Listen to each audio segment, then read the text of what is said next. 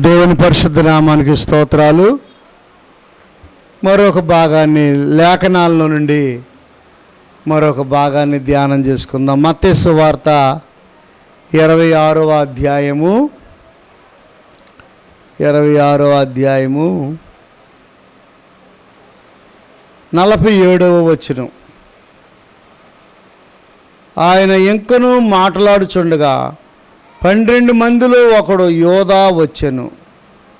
వానితో కూడా బహు జనసమూహము కత్తులు గుదియులు పట్టుకొని ప్రధాన యాజకుల యొద్ద నుండి ప్రజల పెద్దల యొద్ద నుండి వచ్చెను. చిన్న ప్రార్థన చేసుకుందాం. ప్రభువా, ఇదిగో నాయనా, కొన్ని లేఖనాలను పరిశుద్ధ గ్రంథంలో నుండి మేము నాయన నేర్చుకొనిచూ ఉండగా, ప్రభువా మీరే మీ ఆత్మ చేత ప్రభువా మమ్మల్ని నడిపించండి.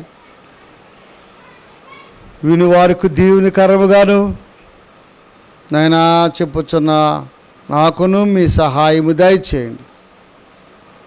బలహీనుడను ఒట్టివాడిని మట్టివాడిని పనికిరాని వాడిని కొద్ది ప్రార్థన ఆలకించి మాకు సహాయం చేయమని యేసు నామములో అడుగుచున్నాము తండ్రి, ఆమేన్. చూడండి ప్రియులారా, పరిశుద్ధ గ్రంథములో నుండి మత్తయి సువార్త 26వ అధ్యాయము 47వ వచనం. ఆయన ఇంకను మాట్లాడుచుండగా, అంటే గెత్సేమనే తోటలో యేసు ప్రభు వారు తన శిష్యులతో ప్రార్థన చేసే వేళ, ప్రియులారా, బహుభారముతో దుఃఖముతో చింతాక్రాంతుడై ప్రార్థన చేస్తూ ఈ భయంకరమైనటువంటి శోధనలో మరి ఎలాగా మరి విజయాన్ని కలిగి ఉండాలి, ఎలా శరీరధారిగా ఉండాడు కనుక ఓర్చుకోవాలి. మరి దెబ్బలు కొట్టుచున్నప్పుడు కొరడా దెబ్బలు, వాటి విషయమై బహుగా ప్రార్థన చేస్తూ తన శిష్యులతో మాట్లాడుతూ ఉన్నాడు. అలాంటి సమయంలో ఇస్కరియోతు యోధా 30 వెండి నాణేలకి ప్రధాన యాజకుల యొద్దకు వెళ్ళి, ప్రియులారా, రహస్యముగా వారితో చేతులు కలిపి ప్రభు ఎక్కడ ఉంటాడో ఆ స్థలం అతనికి తెలుసు కనుక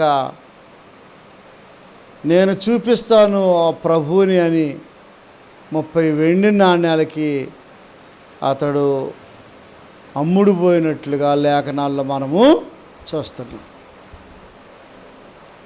చూసారా, మానవులమైనటువంటి మన జీవితాల్లో కూడా ధనానికి మనము లోబడకూడదు. ఇస్కరియోతు యోధా యేసుప్రభు శిష్యుడిగా ఉంటూనే యేసుప్రభు యొక్క మాటలు వింటూనే ప్రభుతో సహవాసం చేస్తూనే ఏం చేసినాడు? లోకం వైపు చూచినాడు, ధనం వైపు చూచినాడు, ప్రధాన యాజకుల వైపు చూచినాడు, అన్నా కైపా వైపు చూచినాడు, మత పెద్దల వైపు చూచినాడు. చూచి నేను యేసు ప్రభువుని అప్పగిస్తే నాకెంత ఇస్తారు అని బేరాలాడినట్లుగా కూడా మనము చూస్తున్నాం. డబ్బులు శాశ్వతం ప్రియులారా. ఆ డబ్బులతో ఏమైనా కొనుక్కున్నాడా? ఇస్కరియోతు యోధా ఆ డబ్బుని తీసుకుని వెళ్ళాడే కానీ అతనికి నెమ్మది లేదు, శాంతి లేదు, సమాధానము లేని పెచ్చోడైపోయినాడు. దెయ్యాలు పట్టేసినాయి, అపవాది ప్రవేశించింది. ఆ డబ్బులు మరలా తిరిగి ఆ ప్రధాన యాజకుల యొద్దకు వచ్చి, నిరపరాధిని నేను మరి మీకు అప్పగించాను, ఆయన ఎంతో దేవుడు, ప్రేమ కలిగిన వాడు, జాలి కలిగిన వాడు, అలాంటి డబ్బులు నాకు వద్దని ఇసిరి ఆ దేవాలయంలో వాళ్ళ మొహాన వేసాడు. ప్రియులరా, గమనించండి. మరలా వెళ్ళి మన శాంతి లేనివాడై చెట్టుకు ఉరేసుకొని చనిపోయాడు. ఏమి సాధించాడు ఇస్కరియోతు యోధ? ప్రభునందు ప్రియ దేవుని బిడ్డలారా, మానవులమైన మన జీవితాలలో మరి మనము కూడా, విశ్వాసులమైన మనము, సేవకులమైన మనము కూడా కొన్ని పర్యాయాలు ధనాపేక్షకు లోబడిపోతాం. ప్రియులరా, ధనం ఉండటం తప్పు కాదు, కానీ అదే పనిగా దాని మీద ఉన్నంత సమయమంతా దాని మీద ఆశ కలిగి దాని కొరకే బ్రతకకూడదు. ఇస్కరియోతు యోధ యేసుప్రభుని అప్పగిస్తే 30 వెండి నాణాలు దొరుకుతాయి అనే ఆశతో, ఏమండి, యేసుప్రభుతో ఉంటే ఏమండి మరి ఆ 30 నాణ్యాలేనా అతనికి? నమ్మకస్తుడిగా ఉంటే ఎంతైనా మెండైన దీవులని బైబిల్లో ఉంది కదా. పేతురు, యోహానులు, యాకోబులు గొప్ప మిషనరీ సేవ చేసి దేవుని యొక్క రాజ్యాన్ని కట్టలేదా? కానీ ఇస్కరియోతు యోధ ఆ ధన్యతను పోగొట్టుకున్నట్లుగా మనము చూస్తున్నాం. ప్రభునందు ప్రియ దేవుని పిల్లరా, చూడండి, ఆయన ఇంకను మాటలాడుచుండగా దేవుని సేవ విషయమై, సువార్త విషయమై, శిలువ మరణ విషయమై, భవిష్యత్తు విషయమై, పునరుద్ధానులైన తర్వాత మరి జరిగే విషయాలు గూర్చి తన శిష్యులతో ఏం చేస్తున్నాడు?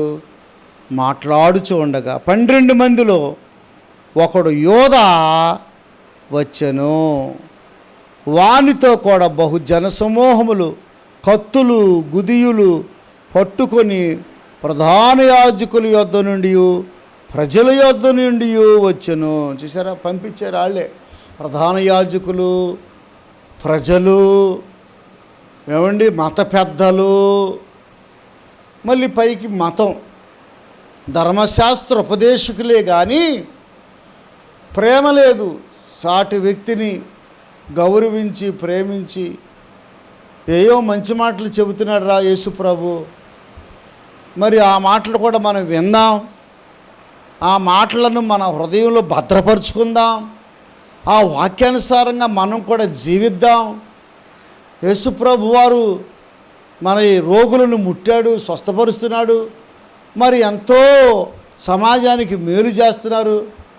మనకెందుకు కోపం, మనకెందుకు ద్వేషం అని ఊరుకున్నారా మత పెద్దలు? ఆ మత పెద్దలను కూడా అపవాది పట్టేసింది. మత పెద్దలను కూడా అపవాది వారిని కూడా పట్టేసింది, ఆవరిచ్చేసింది వారిని కూడా. అందుకే ఆ మత పెద్దలు అందరూ సిలువ వేయండి, మాకు యేసుప్రభు వద్దు, బరబ్బా కావాలి అని వాళ్ళు కేకలు వేసినట్లుగా మనము చూస్తున్నాం. ప్రభునందు ప్రియ దేవుని పిల్లరా, మనము గమనించాలి. గుదీలు పట్టుకొని వచ్చారంట, రాడ్లు పట్టుకొని వచ్చారంట, కర్రలు పట్టుకొని వచ్చారంట, ఇంకా ఎన్నో రకరకాల పరికరాలు పట్టుకొని వచ్చారండి. ఎవరో గుదియలు పట్టుకొని, కత్తులు, వానితో కూడా అంటే ఇస్కరియోతు యోధతో కూడా బహు జనసమూహములు, కత్తులు, గుదియులు, వీళ్ళందరూ రొట్టెలు తిన్నవాళ్ళే. యేసుప్రభు వారు 5 రొట్టెలు 2 చిన్న చేపలు 5,000 మందికి ఆహారం పంచిపెట్టినప్పుడు ఆ రొట్టెలు కూడా వీళ్ళు తిని ఉండవచ్చు, స్వస్థత పొందుకొని ఉండవచ్చు. వాళ్ళు కూడా డబ్బులకి అమ్ముడు పడిపోయారు. వాళ్ళకు కూడా ప్రధాన యాజకులు ఆ యొక్క మరి మత పెద్దలు గెచ్చబోయిన తోటలోకి ఇస్కరియోతు యోధతో పాటు మీరు కూడా వెళ్తానంటే మీకు కూడా డబ్బులు ఇస్తామని ప్రేరేపించి ఉండవచ్చు ఒక నీతిమంతుడిని. ప్రియులరా, బాధ పెట్టడానికి, హాని చేయటానికి ప్రియులరా ఎవరు నిలబడినా వాళ్ళు దేవుని తీర్పుల్లోకి నిలబడతారు. దేవుడు ఎవరిని విడిచిపెట్టడు. దేవుడు ఎవరిని విడిచిపెట్టడు. అందువల్ల మనం చేసే పని బహు జాగ్రత్తగా ఉండాలి, నిష్టగా ఉండాలి. దేవుని వాక్యానికి వ్యతిరేకంగా మనము నడుచుకోకూడదు. వాక్యానికి మనము వ్యతిరేకంగా మనము నడుచుకోకూడదు. ఇక్కడ వాక్యానికి వ్యతిరేకమైన ఆలోచనలతో వాళ్ళందరూ ఉన్నట్లుగా మనం చూస్తున్నాం. యేసు ప్రభువారు వాక్యమై ఉన్నాడు. యేసు ప్రభువారు దేవుడై ఉన్నాడు. యేసు ప్రభువారు స్వస్థపరచువాడై ఉన్నాడు. యేసు ప్రభువారు ప్రభునందు ప్రియ దేవుని పిల్లరా ప్రేమించేవాడై ఉన్నాడు, ప్రేమ కలిగిన వాడు. అలాంటి వ్యక్తి దగ్గరికి కత్తులు, మరి గుదియులు, ఇంకా రకరకాల సామాన్లు పట్టుకొని రావటం మంచిదేనా? సృష్టికర్త అయినటువంటి దేవాది దేవుని యొద్దకు ఎలా రావాలి? భయముతో, భక్తితో. ఏమండి, బాలుడైన యేసుప్రభు వారు పశువుల పాకలో జన్మించినప్పుడు జ్ఞానులు ఎలా వచ్చారు? బంగారముతోనూ, బోళముతోనూ, సాంబ్రాణితోనూ ఆయనను ఆరాధించటానికి, ఆయనను పూజించటానికి వచ్చారు. వీళ్ళు ఎలా వచ్చారు? కత్తులతోనూ, గుదీలతోనూ, రాడ్లతోనూ, కర్రలతోనూ, కోపముతో, ద్వేషముతో. ప్రభునందు ప్రియ దేవుని పిల్లరా, భక్తి చేస్తున్న మన జీవితాల్లో, ప్రార్థన చేస్తున్న మన జీవితాల్లో మన యొక్క తలంపులు ఎలా ఉన్నాయి, మన ఊహలు ఎలా ఉన్నాయి, మన ఉద్దేశాలు ఎలా ఉన్నాయి? చూడండి ప్రియులరా, ఆయనను అప్పగించువాడు నేనెవరిని ముద్దు పెట్టుకుందునో ఆయనే యేసు, ఆయనను పట్టుకొనుడని వారికి గుర్తు చెప్పి.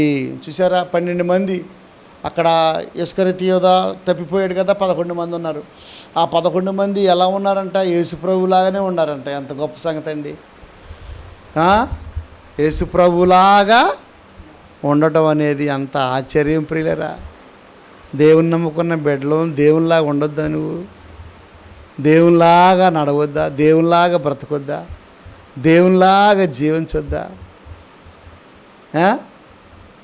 దేవుని లాంటి మనసుతో నీవు నడుచుకోవద్దా? సహోదరుడా, సహోదరి, ఆ 11 మంది శిష్యులు ఏమండి దేవునిలాగా ఉండారంట. ఎవరో గుర్తు పర్టికులర్గా ఇస్కరియోతు యోధాకే తెలుసు. అక్కడ ఉన్న వాళ్ళకి ఎవరికి అందరూ ఒకలాగానే ఉన్నారు. అప్పుడు ప్రియులరా, ఈయన ఇస్కరియోతు యోధ వెళ్ళి ఏం చేశాడంట? ముద్దు పెట్టుకున్నాడంట. వెంటనే యేసు వద్దకు వచ్చి, బోధకుడా నీకు శుభమని చెప్పి ఆయనను ముద్దు పెట్టుకొనెను. నీకు శుభమని చెప్పి అంటే నీకు శుభం కలుగురుగాక, నీకు మేలు కలుగురుగాక. నోటితో అంటారు, మళ్ళీ హృదయంలో ఏముంటుంది ప్రియులరా? లోపల ఒక మాట, బయట ఒక మాట.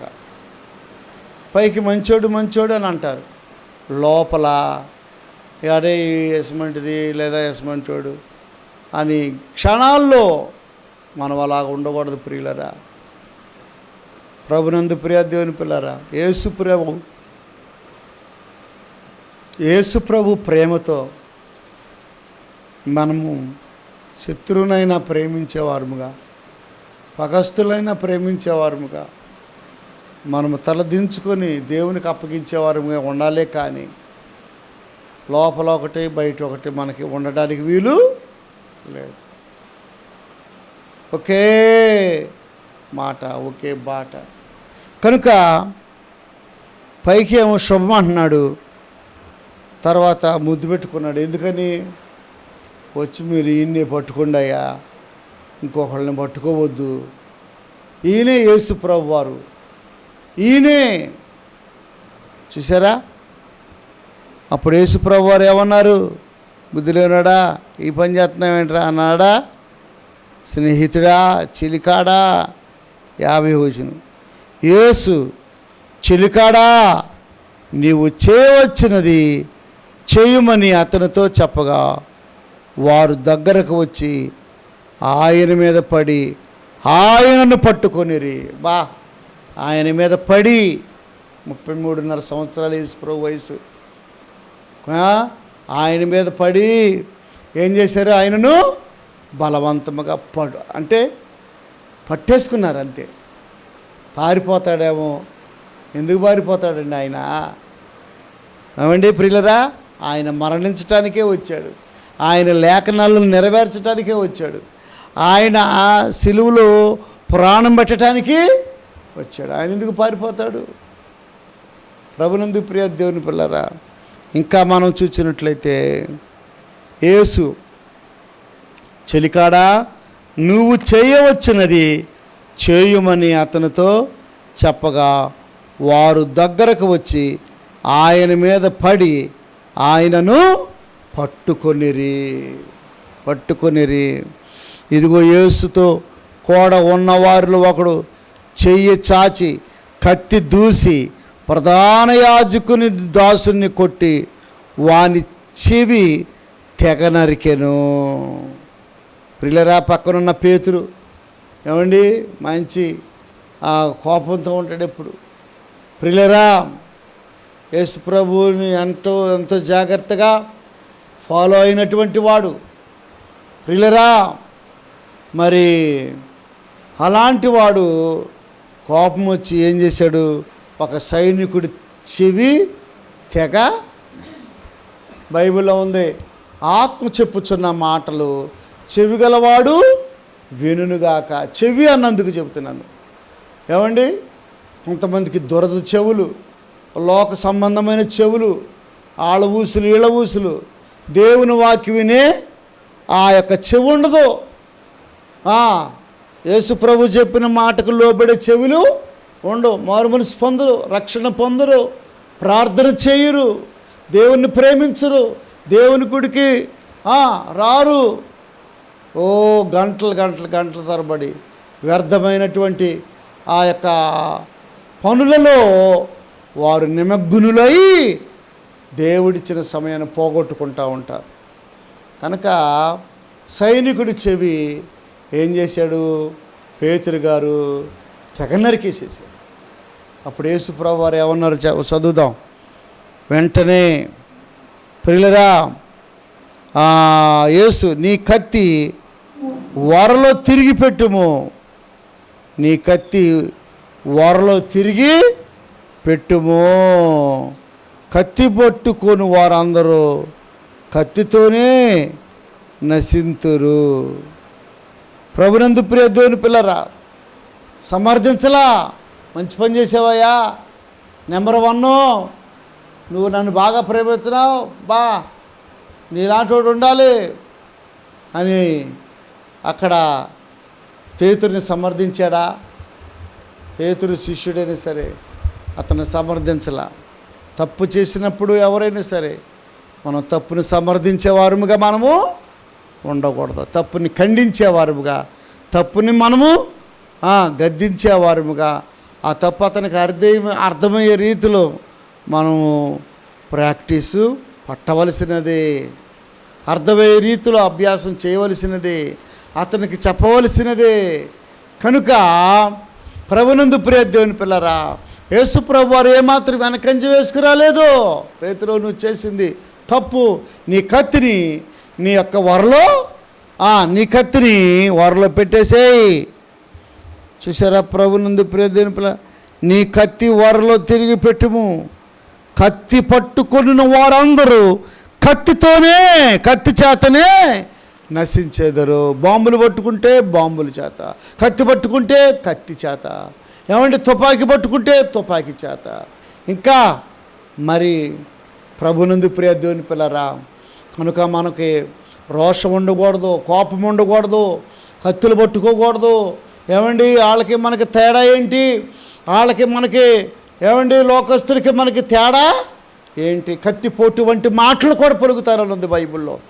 కత్తి పట్టుకోరు కానీ కత్తిపోటు వంటి మాటలు.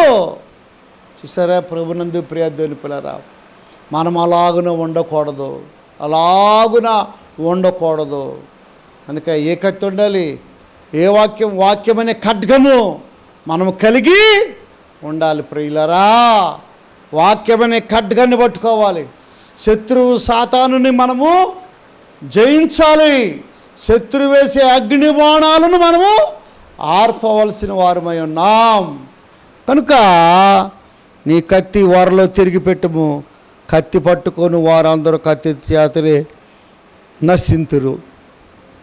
ఈ సమయమున నేను నా తండ్రిని వేడుకొన లేననియు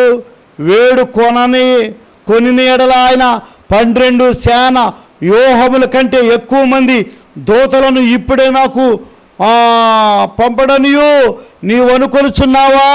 ఏంటి పేతురుని చేసిన పని?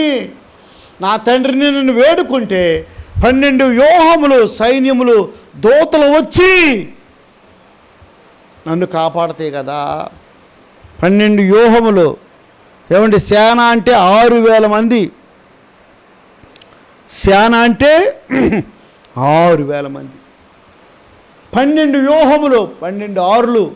గమనించండి, అంత పెద్ద సైన్యము దిగుచ్చేస్తుంది. ఆయన సృష్టికర్త అయిన దేవుడు రక్తమాంసములు ధరించి శరీరధారిగా ఈ లోకానికి వస్తే నీకు ఆయన చీఫ్గా కనపడుతున్నాడా?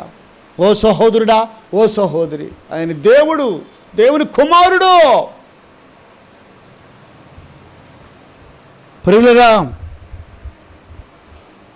ఈ సమయమున నేను నా తండ్రిని వేడుకొని ఎడల ఆయన 12 సేన వ్యూహముల కంటే ఎక్కువ మందిని దూతలను ఇప్పుడే నాకు పంపడని నువ్వు అనుకొనుచున్నావా?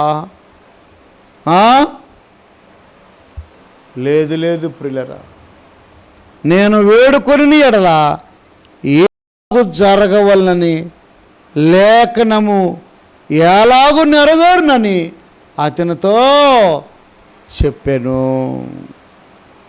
ప్రభునందు ప్రియ దేవుని బిడ్డలారా, ఈ సమయమందు సహోదరుడా, సహోదరి, మరి దేవుని వాక్యం వినుచున్నటువంటి నీ జీవితంలో, నా జీవితంలో ఒక జాగ్రత్తగా ఉండాలి. ఆ గడియలోనే యేసు జనసమూహములను చూచి బందిపోటు దొంగ మీదకు వచ్చినట్టు కత్తులతోనూ గుదియులతోనూ నన్ను పట్టుకొని వచ్చితిరా.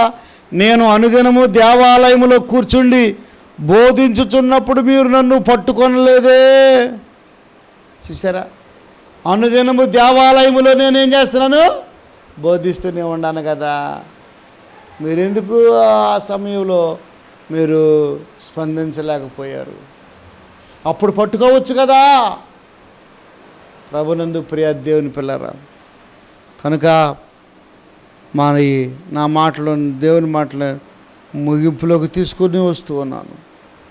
కనుక మన యొక్క పాపముల నిమిత్తమై, మన దోషముల నిమిత్తమై అలాంటి కార్యాలు చేయవలసి వచ్చింది. కనుక ఆయన దేవుడు, ఆయన త్వరగా రాబోచు ఉన్నాడు. ఆయన రాకడ కొరకు మనము సిద్ధపడదాం. బుద్ధి కలిగిన కన్నికల వల్లే మనము నడుచుకుందాం. దేవుడు ఈ కొద్ది మాటలు దీవించునుగాక. ప్రార్థన చేసుకుందాం.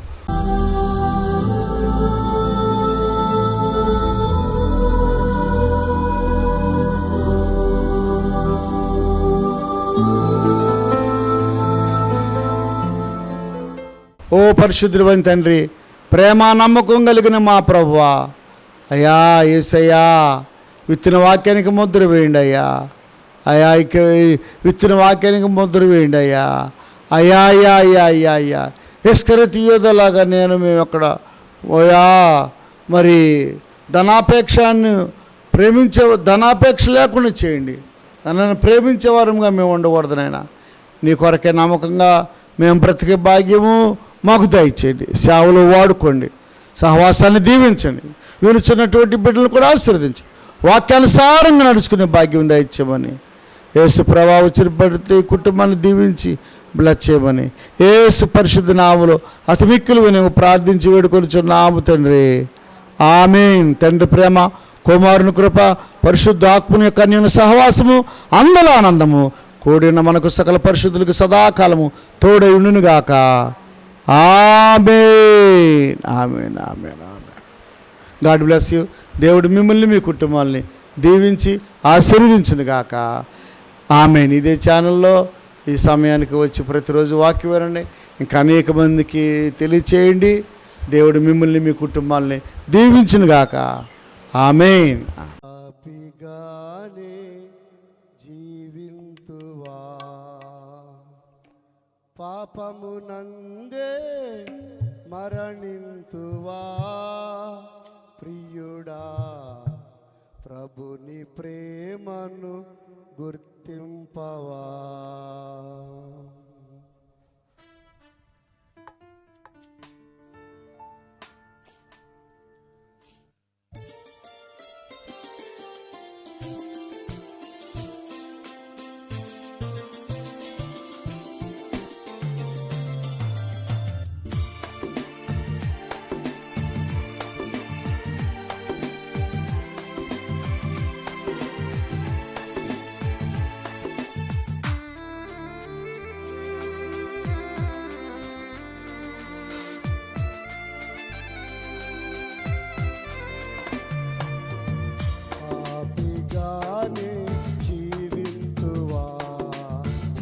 పాపమునందే మరణింతువా, ప్రియుడా ప్రభుని ప్రేమను గుర్తింపవా. పాపిగానే జీవింతువా, పాపమునందే మరణింతువా, ప్రియుడా ప్రభుని ప్రేమను గుర్తింపవా.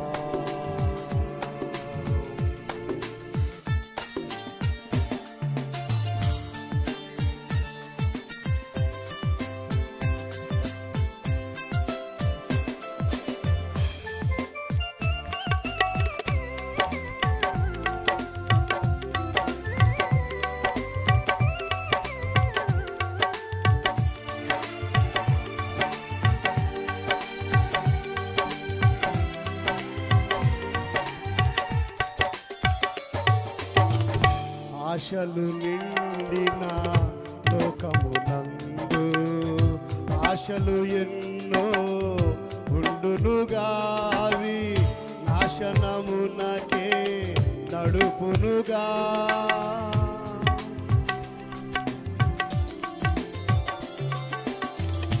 ఆశలు నిండిన లోకమునందు ఆశలు ఎన్నో ఉండునుగావి, నాశనమునకే నడుపునుగా.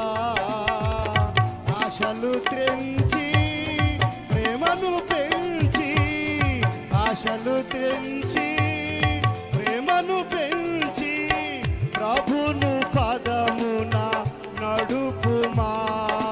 ప్రియుడా పాపిగానే జీవింతువా, పాపమునందే మరణింతువా, ప్రియుడా ప్రభుని ప్రేమను గుర్తింపు.